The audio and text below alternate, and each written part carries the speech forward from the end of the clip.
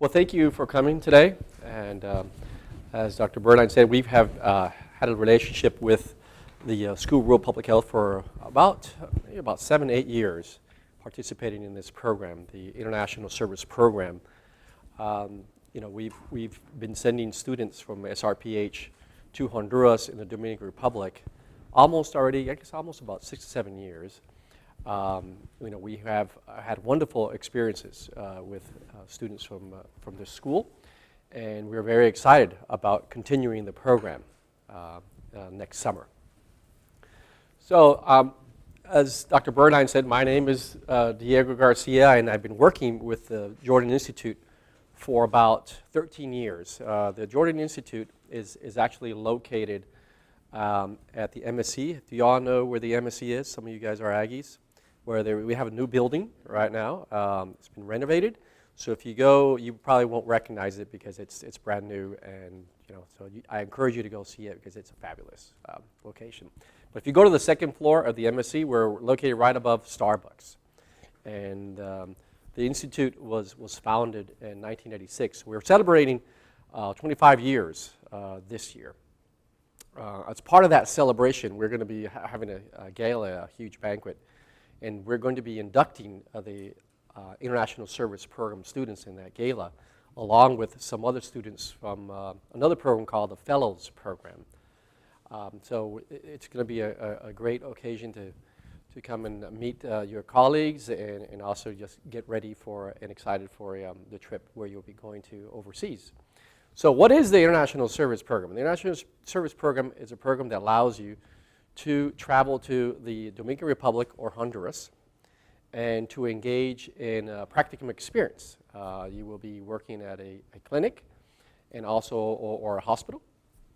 And so, these are, and along also actually with some College of Medicine students. There will be some other students participating in the program, and these will be students from the College of Medicine. So SRPH students in conjunction with College of Medicine students will be working together in clinics and hospitals. We have hired a country director who works in the countries, either in Honduras and also Dominican Republic, to coordinate the activities on the site. So what we do is we will coordinate the housing for the students so they can have a place to stay. And generally, students stay anywhere between 5 to 8 weeks. You can extend your stay if you would like, but generally our program covers up to about 6 weeks working at a clinic or a hospital. The two locations that we have right now are in Honduras. It's Roatan. Roatan is an island off of the mainland of Honduras. The Bay, and it's called the Bay Islands, actually. It's part of the Bay Islands. Have you ever heard of the Bay Islands, any of you guys? Well, it's one of the best spots for diving in the Caribbean. You've been there? Yeah? Yeah, isn't it? Isn't it a great place? Yeah? Oh. Okay, you know about it. Well, I heard about the place in 1982, before you guys were born. But I was over there at the University of Colorado Boulder doing my undergraduate degree, and I decided to take a practicum experience and go down to Central America to see experience the Sandinista revolution that was happening about that time in Nicaragua. And so I went off on this experiential education experience. And in that process of backpacking and going through Central America, I ended up going to Roatan, and I fell in love with the place, and I came back, and ended up going back many, many, many times after that.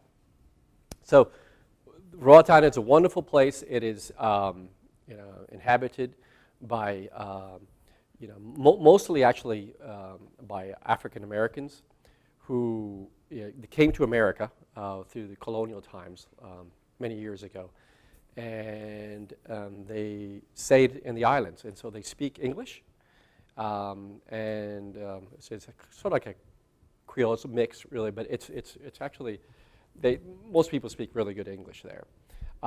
And they also have Spanish-speaking people because since it's part of Honduras, Honduras is a Spanish-speaking country.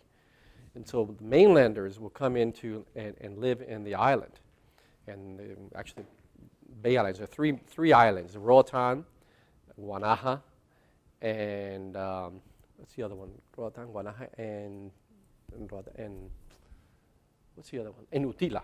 So there's 3 main islands. Utila is one of the largest islands, but Roatan is a great place, and there's a lot of need. So the mainlanders come into the islands. Have you ever heard of the Hurricane Mitch?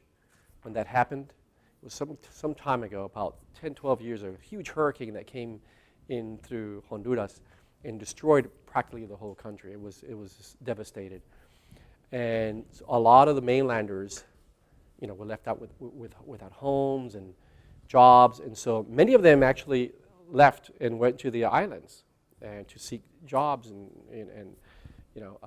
new homes. And so you had this great migration of these mainlanders who are Spanish-speaking people going to the islands. So there's a clash of cultures. You have islanders who speak English, have quite different culture than mainlanders.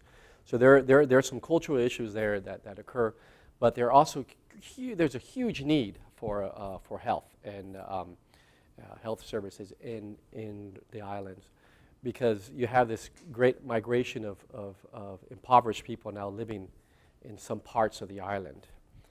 And so what we do is we partner with a clinic that's located in Roatan on the west side of the island. And the clinic is started about a few years ago, and we have a person there. Her name is, she's a nurse. She's been living there for about 25 years. She ended up going to Roatan on a trip, volunteer trip, and ended up staying because the place is just a lovely place. There's a lot of need, so she decided to start a clinic. And it's a wonderful clinic. And Stephanie is going to be talking more about it, about her experience. But it's a wonderful opportunity to be in a location where there's a huge need. And so that's Roatan. We also have a location in the Dominican Republic, Palenque, still in the Caribbean, but a very different island in terms of its culture and its history. And so Dominican Republic is a Spanish-speaking country, and it's located, of course, together with Haiti. It's one big island. And there's also huge need in Dominican Republic. So we have a partnership with a clinic in Palenque, which is about 45 minutes from Santo Domingo, the capital of the Dominican Republic. So when the students arrive to Santo Domingo, they're greeted by our country director, who is Danny Mendez, who's an Aggie, and he's retired from the United Nations, but he does volunteer work. Well, actually, we do pay him, but he does work, and he places our students in different types of practicum experiences. We have another program that is concurrent with the international service program. It's called the ILET program, the Internship and Living Abroad program, which is mainly for undergraduate students. And I know you went to it about, what was it, 2 years? 4 years ago. Oh my goodness. 4 years ago, yeah. So, and I forget where you ended up having your experience. Did you do it at the clinic at all? In the hospital. Oh, yeah. Right. Yeah, you were at a hospital. Yeah, so we have some great partnerships with hospitals and clinics, but the particular clinic that we work with is in Palenque area. And so in the Palenque area, there's typically what happens with rural communities. There's a great need in all aspects. All the way from nutrition issues to diabetes problems to domestic violence. There are many needs. And so when the students stay, they stay at a host families in Palenque, and they stay with a family, and they live there during their stay and work at the clinic during the day, and also do workshops. So students not only get a chance to shadow doctors, but they also do workshops while they're there to teach them about in general safety, health safety issues, and just preventive care programs. And they also participate in these summer camp. We had a summer camp last year where they did a summer health camp, and then get a lot of the children who participate in that program. That worked out very nicely. So a lot of students who are interested in doing a health camp, they can also participate. It's not obligatory, but we have that as an opportunity for students to reach out to children. This summer, we may expand the program a little bit differently. We'll have students in Palenque, but also maybe stay part of their time in Santo Domingo, because you can be exposed to a lot of different diseases and other health issues in the capital compared to the clinic in Palenque. So there might be some really more interesting experiences for you professionally in the larger hospitals in Santo Domingo. So we may decide to break the program in half, or we will send students for 3 weeks in Palenque and maybe 3 weeks in Santo Domingo. So that's going to be a little bit different this year. Nevertheless, it's a great experience. The Dominican Republic, students also participate on excursions. They can go onto the beaches, and wonderful beaches in the northern part of the Dominican Republic. And Danny Mendez organizes, our country director in DR. He organizes the excursions for the students. So in a nutshell, that's pretty much the program. So the program really combines a professional experience along with some cultural activities, and you get immersed in the culture by living with a host family and interacting with the locals. In Roatan, we've had students stay in host families before, but it turned out that it's better for students to stay in cabins. So you stay in a cabin, really, in Roatan, and it's really convenient because it's very close to the clinic, so you don't have to take taxis or anything like that to get to your site. And so what is the process to apply for this program? Well, there is an application process, and you can find the application online at this website, ltjordan.tmu.edu, and the applications are due on October the 22nd. All right, so I encourage you to go to the website and just look at the application and see if you have any questions anytime. You can reach me here at this email and on our phone number here, and I'll be glad to answer any questions. Part of our program is also the mission of the Jordan Institute is to develop student leaders, and so I work with students, undergraduate students, to help promote this program. And this year, our ISP director, student director, her name is Grecia, and Grecia is going to be helping promote this program. So when the students are selected, then we were going to go ahead and you'll get a chance to actually meet Grecia. After you've submitted your application, we're going to review the applications, and then we're going to have interviews. And we'll have the interviews here at SRPH. Next to Dr. Burdine's, Dr. Blake's office, there's a conference room over there. Normally that's where we've had our interviews.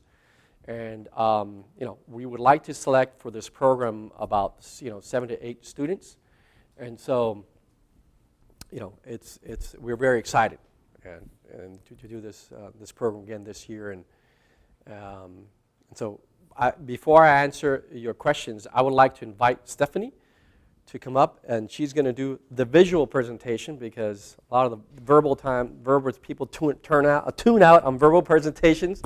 So I know that I'm getting my doctoral degree now in higher education administration, and I always try to do student-centered programs where you do a lot more interactive activities. I don't like to lecture too much. So I'm going to invite Stephanie now to give us a little bit of experience of a countdown, really, of what she learned, and a little bit of what she did this summer in Honduras.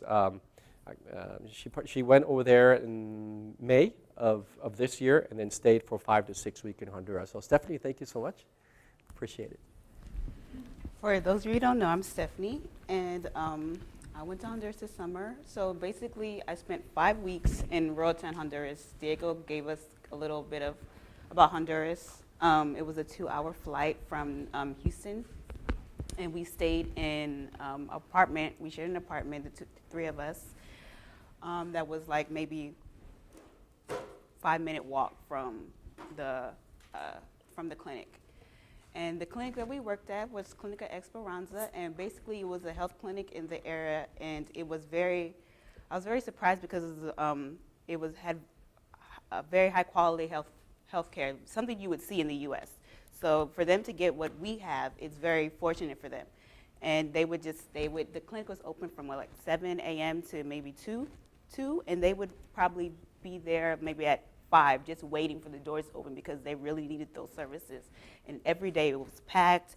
There's volunteers from like all over the country doing their rotations and whatever they're doing for their schooling. There was a lot of there's also a main staff there, but it's basically made up of volunteers who come all over and try to give back to the community. Basically, what we did, our task, the public health students was to do optometry screenings across the island. So every day we would go to a specific school, and we would see maybe about 200, 300 students, and just do basic vision screening for everyone. And it would probably be from maybe 3rd grade to 12th grade, and we just spend the whole day just doing screenings, and we would record the screenings, and then later optometrists would come and give them all glasses. So that's basically the gist of what we did. I chose to do it because I was interested in global health, obviously, and then also I was also interested in preventative health. We gave lectures about just basic things like hand washing and brushing your teeth, and just those little things that we as Americans take for granted that they don't know. So I just thought that was very interesting that we got to share those things and actually be able to impact the community. These are just some pictures. We would set up anywhere that they had space. It wasn't anything fancy. We get the screenings. We point to each letter and ask them what they know, what they don't know, and then we record it. These are just some more pictures of kids doing the eye exams. We also did the teachers too. Anybody who wanted a screening, they got a screening. Just a little bit inside the school and this kids.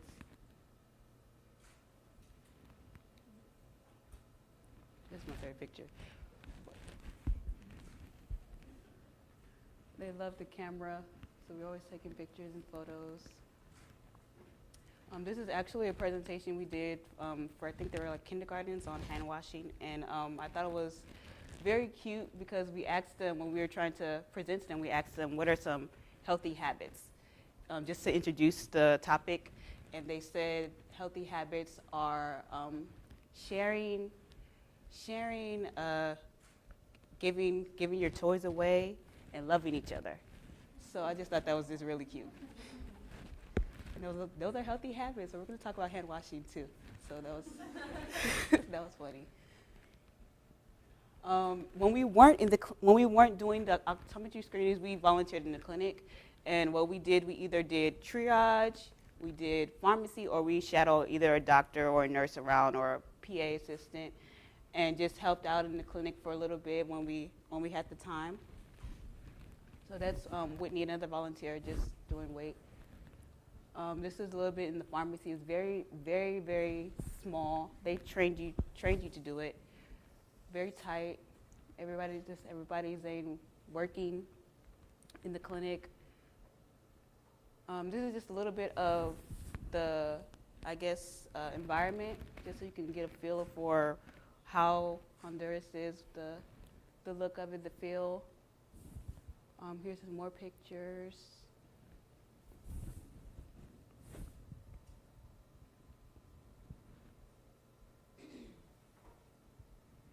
And then also, when we weren't in the clinic, it wasn't just work all the time. When we were in the clinic, we had a lot of fun.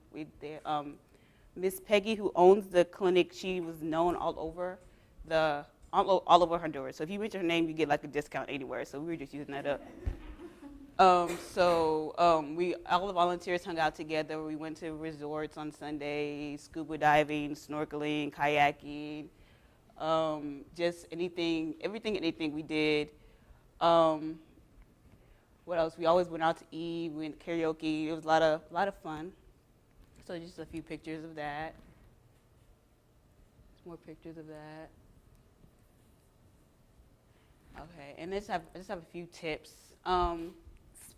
Spanish is not mandatory, but it's highly recommended. They speak a lot of English, so you can get away with not knowing Spanish, but it'd be easier for you to know just a little bit of vocabulary. There was, as far as money goes, there was a high exchange rate. A little bit goes a long way. I think maybe 20 lips was $1. So we very took advantage of that. Also, I feel like it is what you make it. Like you can, if you wanna, you have to embrace where you're at and know. Just if you want to stay in the house all day, yeah, you can do that, but you're not gonna be able to embrace the culture and actually see what Honduras has to offer. So I just feel like you have to just take advantage of the situation. And then also, if you don't remember anything, just remember your passport, money, and bug spray. That's my top 3 things to remember, because there was a lot of bugs, and yeah, you just do that. What else? Overall, I had a great experience. I learned a lot. I don't regret anything, and I feel like it was a great learning experience and great resume booster. And I have a lot of new friends, and it was just a good experience. So if anybody has any questions, I can answer, or. Oh, thank you. Thank you, Stephanie. Yeah, please feel free to ask us. Good job. And you can come up here if you like. You can stay up here if you like. Just one more thing before I forget. The cost of the program. You imagine, what is the cost of the program? Well, it's $950. And it's been subsidized by the Jordan Institute and also the School Bureau of Public Health. And so essentially $950 is practically what the airline ticket costs in a way. But we cover everything else, your health insurance, your food while you're there, and your lodging, your airline ticket. And so that's in a nutshell what the cost of the program is. So we want to open it up to questions. In case I might have missed or we might have missed something, we'd like to entertain some questions. The brochure you have over there, does everyone have a brochure? Okay, great.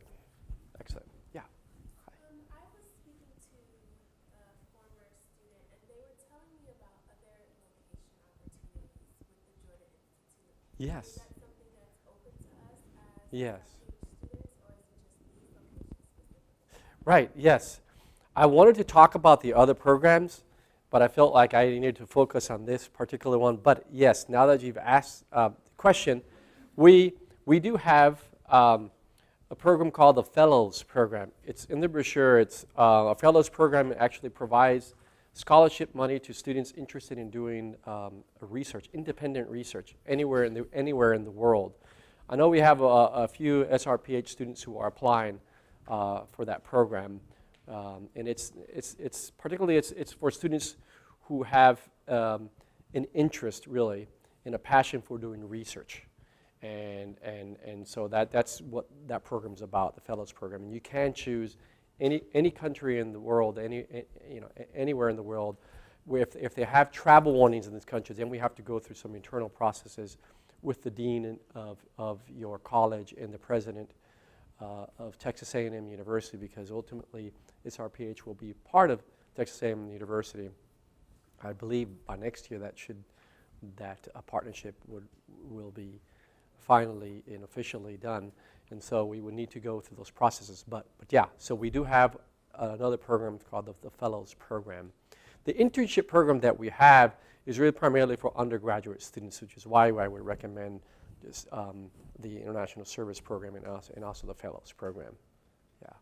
Let me amplify just a second. Yes. The Fellows Program could be a directed study or directed research. So if you have an area of interest, topic that you want to learn more about, it doesn't have to be a large-scale research activity. You could be going someplace and learning more about a thing. You just basically need to get your advisor or faculty member who's willing to sign on as a supervisor for your directed study or for your research, directed research activity. could be, would be one of your electives. Yes, that's correct. Yeah, and when you can go to their website and learn more about the Fellows Program if you'd like. And the due date on that is actually about the same time as October the 22nd, but the due date is actually listed on the website. So please go ahead and. I have a follow-up question. Sorry. Yes. Yeah. Professor Burdine, correct me if I'm incorrect. I can follow you. Yeah. I was told about an opportunity to go to Nigeria or Pakistan. Is that part of the LT Jordan Institute? We did have a meeting with Dr. Burdine and Dr. Blakely about opportunities, and they mentioned that they're doing some work with those two countries. And I believe there are a couple students from SRPH who are interested in going to Nigeria, and they are going to be applying for the Fellows Program. So it is open, and essentially what the Fellows Program does is it provides up to $2,000 in scholarship. And then if you're going to stay for a long period, then you'll need supplementary income to, because $2,000, probably $1,500 will get you there in an airplane ticket, but then you're going to need, for food and your housing there. So we provide up to $2,000 in scholarship money. Other questions? Yeah. It's open to all students. We're going to give priority to U.S. citizens and to U.S. residents because the way our endowment of the LT Jordan Institute was set up, the family who endowed the university wanted primarily to have American students, U.S. Citizens and residents to go, but we have taken international students in the past. So if you don't have, if you have some slots available, we will definitely take international students. We would love to do that. Are you an international student? Oh, where are you from? All right, great. Well, there could be some slots. I would encourage you to apply in. Okay. Yes. There are only so many slots, only so many positions each summer. Yes, they are up to about. We're going to be taking up to 8 students. Yes. Yes. Related to that, without seeing the application, I know I'm about the interview process, what characteristics or previous work experience, healthcare experience are you looking for in your applicants for the students that apply? Well, we understand the students who apply are in the first year, right, or in the first semester. So, we're primarily looking at really interest in going abroad. And the mission of the Jordan Institute is to send students to places they've never been before, so that they can have a cultural experience that will develop them as the whole person, and also add to their make their resume happy, add to their professional experiences. So that's we're not going to be looking at the professional experience because many of you have not had much professional experience in the field. And so, the mission really and the goal of this program is to expose you really to real experiences abroad. So, but we're looking at the criteria we're looking at is how seriously you took the application, the essays that you need to write. They're not really long essays, by the way. It's just there are some questions you need to how well you did at the interview, and if you're going to the Dominican Republic, do you have some Spanish? It's going to be very important if you want to go to the Dominican Republic. Spanish is definitely required. Stephanie said Spanish. She recommends Spanish because I was telling you about the mainlanders who've already come to the islands. Well, you're going to be interacting, with Spanish-speaking children and families. So it's if you have some basic Spanish, that would help, right? Mm-hmm. Yeah. All right.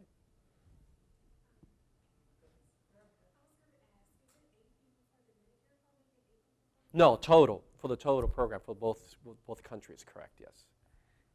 Roughly, what are the dates? Yeah, mid-May to the end of June. And y'all left, around May the 18th last year, 20th? 21st. Uh-huh. So, and then you came back at the end of June or early July? Yeah. So approximately around that time. But again, you can stay longer. Okay, if you decide to stay longer, that's perfectly fine, and we'll help you, extend your housing for you. You'd have to pay an additional $150 dollars a week or something, or something like that. Yes, sir. I know right now SRPH students in College of Medicine pay a program fee. If we do merge with the university, will that cost go away? I mean, I'm assuming that's because main students from College Station can't cover. No, you're talking about there is a student abroad, a study abroad fee. Is that what you're talking about? Under the funding and financing. Uh-huh. You cover the fee for the students, don't you? Yeah, the students pay a fee of $950. We subsidize the program. Obviously, the program is a lot more than that, but we subsidize it. But that's the cost to the student is $950. I didn't know if there was something separate for. Right. I know on the application it just says School of Rural Public Health and College of Medicine are required to pay, and they do the amount. But Yes. I didn't know if that's also the same for undergraduates. Yes, all students. Okay. Correct. Now, the fee for students who are not in the partnership with the LT Jordan Institute will pay a higher fee, because we in Dr. Burdine's office and Dr. Blakey's office, they subsidize the program, and so they provide some funding for this program. So if a student from an undergraduate program comes in, let's say from sociology, and wants to participate, well, we don't have a partnership with the Department of Sociology, so they have to pay a little higher fee. Yeah. Can you apply to both programs? You could. Sure. We can't go to both. Right. Wouldn't it be nice to have two personalities traveling, You do one right after the other. Yeah, yeah. When a couple of your fellows were off meeting with other students, where were those students from? What were their names? They were PA students or like pre-med students, pre-pharmacy, or actually pharmacy or doctors or things of the sort across the country. Yes, Peggy's, the nurse at the clinic, and she's also the director, right? She is fabulous, very charismatic person. She has doctors from all over the country come, and actually from other countries come to do volunteering. And obviously, a lot of the doctors love it because they get to do some great diving there. And so, and reach out to the community. But it's a wonderful place for do a little bit of R&R as well after your volunteer activities at the clinic and in the community. So. But you worked with it too, didn't you? It wasn't just that you were out Yeah, I did both. socially, you actually interacted with them on a daily basis. Yeah. Go ahead. I know some internships abroad, you have to apply for a visa. Do you have to do that for this program? Yeah, good question. Not for this program. The visa is not required for this. If you stay past 3 months, yes. Okay. But yeah, it's not required for Honduras. Yes. Well, that's a good question. Yeah. Right. I wanted to know what advice you would give us as applicants in submitting our application, and what should we especially highlight, what skills, not to fabricate anything, but just to, Right. really, what advice do you give? Yeah. Well, definitely be creative in your writing, but at the same time, be very focused on answering the questions. And you've been through the application experience. That perhaps from the student side, you might mention some of it since you've been participating in the International Service Program, and you participate in iLab. So maybe you can provide some insight. What would you recommend one of your fellow student mates here? I guess, obviously make sure the application is correct and on point, but in the actual interview process, I just tried to be myself, answer the questions that were asked, talked about other experience, like as far as international experience that I've had, and why I wanted to do this practicum. That's basically it. I didn't do too much. I just showed why I want to do this and what I can use and what I can gain from this experience, and why do I feel like this is something for me to be a part of. Yeah, I mean, I agree with most of that, but I went through this process in '08, so I don't really remember a whole lot of it. But yeah, I would think through like why you would want to do the experience and what you would gain out of it. Absolutely. Yeah, and when you have the interview, your enthusiasm about going, have clear goals of why you want to do this. How does it apply to your, to your future plans in the healthcare profession? And if you do have some Spanish skills, I recommend that you practice them a little bit now, and so that you're ready. Because if you are going to the Dominican Republic, we'll have a little Spanish session where we'll be asking you questions in Spanish to just assess where your Spanish is. And so we'll have 4 interviewers: Dr. Soom from the Multicultural Services. We'll also have Dr. Russell from the College of Medicine, Grecia, who's a student director of the International Service, and myself, and perhaps someone else from the SRPH college. So, yeah. Any other questions that we can entertain at this moment? No. All right. Well, please do call us, email us, or you can email me directly, or call my office. Carol Galjur is at our office. She manages our office, and she'd also be very glad to help you. So thank you so much, Dr. Bernard, for inviting us. Yeah, appreciate it. All right. Thank you, Stephanie.